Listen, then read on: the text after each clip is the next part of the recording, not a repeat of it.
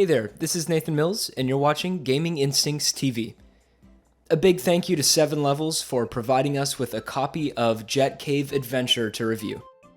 It's become almost common to hear that games these days are looking very similar, with a lot of fans complaining that sequels are just becoming remakes of older titles. If you've been feeling this way about recent games, 7 Levels might just have something for you. A caveman riding an alien jetpack through a dinosaur-ridden prehistoric Earth. Sounds like a fresh title to me. The game developers at 7 Levels have been working on titles since 2014 with a focus on Nintendo consoles. Their newest release, however, takes the platformer genre into a bold new direction. Jet Kave was released September 17th as a digital title on the Nintendo Switch. It's a 2.5D adventure platformer where you'll follow the story of an outcast caveman named Cave who stumbles upon an alien's jetpack and needs to fight his way through dinosaurs to protect his clan. With a wild storyline and an endearing art style, this game certainly looks interesting from the outside. The story of this game left me wanting more for sure though. This is definitely a compliment to what story there actually was, but there seriously just didn't seem to be much meat to anything. By the end of the game, you get some resolution, but not in any sort of meaningful way that you would look for with a bigger title. To be fair though, with only 36 levels, it would be a real feat to cram a rich story into this game. But it would have been nice to see more involvement from the character, or perhaps even cinematics that weren't created in the in-game engine.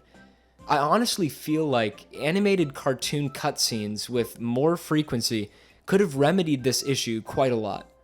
With such an interesting idea, a caveman with an alien jetpack running through prehistoric Earth, it seems that there's some amazing potential for this game's narrative, but it just doesn't show up. Keeping the price of this game in mind though does make the lack of a storyline slightly more understandable. One area where Jet Kave really does shine though is in its bright, colorful, and just all-around fun design. All of the different monsters and dinosaurs that you encounter throughout your journey are adorable and have great animations. While the enemies are still the typical platformer style, staying in one place and repeating the same actions, they're definitely great to look at. The environment in the game is even more beautiful than the characters in my opinion. The contrast of the bright foliage with the dark caves keeps things interesting, and the levels keep enough variety to not seem mundane. In the same area of aesthetics, the sound design for this game is quite good as well. The background music is very enjoyable and will help keep your temper down during bits where patience is required, and the sound effects are all fun and fit the art style well. Overall, the game really does look and sound great, but the game mechanics are somewhat of a different story. The gameplay of Jet Kave Adventure is definitely pretty typical for the mostly 2D platformer genre. You'll progress through levels and encounter a range of enemies that you can either fight or avoid, while being interrupted with the occasional story-centered cutscene or boss battle. Admittedly, after the first 30 minutes or so of the game though, it really felt like the enemies and level of challenge stayed about the same for every stage.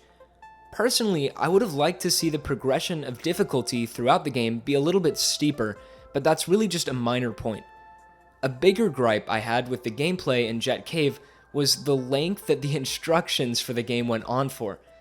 It seemed for the first chunk of the game that there was a constant flow of instruction panels throughout the stages explaining movements and attacks of Cave.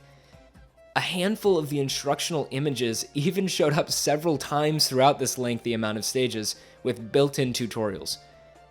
I really felt that the first 2 or 3 stages could have included all of the necessary instructions for how to control the character and navigate the levels.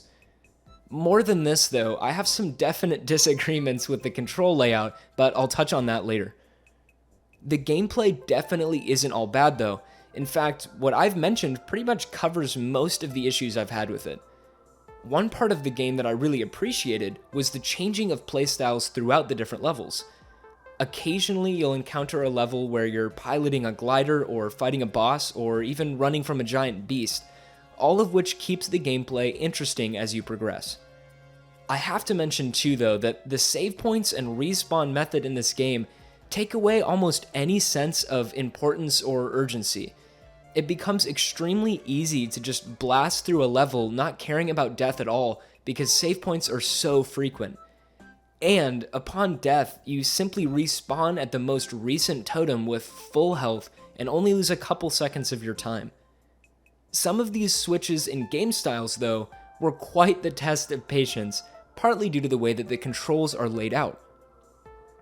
I felt that the controls of this game needed their own section in this review, as I found them to be one of the most notable faults of the game. Right off the bat, when the in-game tutorials give you directions on the buttons for jumping, crouching, attacking, and so on, I found it quite difficult to control the character in any smooth way. It's entirely possible that there will be people who find the controls for this game totally fine and are able to navigate easily, but it never really clicked for me. Throughout all of my time playing the game, I continued to have trip-ups where I wasn't able to control Kane in the order necessary because of just how unusual the mapping was. Unfortunately, the controller mapping is also not able to be changed in this game. While the layout of controls of this game on the Switch is more of a personal downside, the actual game engine control was also frustrating at times. Generally speaking, throughout the game, the character moves as he should, and while combat isn't very interesting, it works smoothly. In many special areas, however, controlling Cave properly will be an ultimate test of your patience. Particularly when the game mode changes to piloting a glider or fighting certain bosses, I found that the game mechanics were just downright bad. There were several times throughout the game that I had to take a break and come back to beat a level because I would become so uninterested from not being able to beat it for such a long time. Part of this could be chalked up to my dislike of the control layout, but a lot of the time spent on special levels was just due to the fact that controlling the character was not refined at all. All in all, I think the biggest thing I had to keep in mind when playing this game was its price point. Don't get me wrong, the cons of this game still exist, it's just that they're cons for a $20 game. With that said, I really do think that this game could have performed better. With character death not meaning much, a story that feels pretty bland and thin, and occasionally frustrating game mechanics, it's hard to put into words why I still kind of like this game. I think that because of its beautiful art style and simple, fun platformer mechanics, this game still has a shot. The toughest hurdle this title has for being worthy of taking up space on your Switch's microSD card isn't its own flaws though. With so many incredible indie games being offered on the Switch, some with breathtaking storylines and designs, I can't say that this game stands out. Overall, I would say that I give this game a 7 out of 10. Jet Kave Adventure is definitely a solid platformer, but its flaws ultimately make it hard to recommend.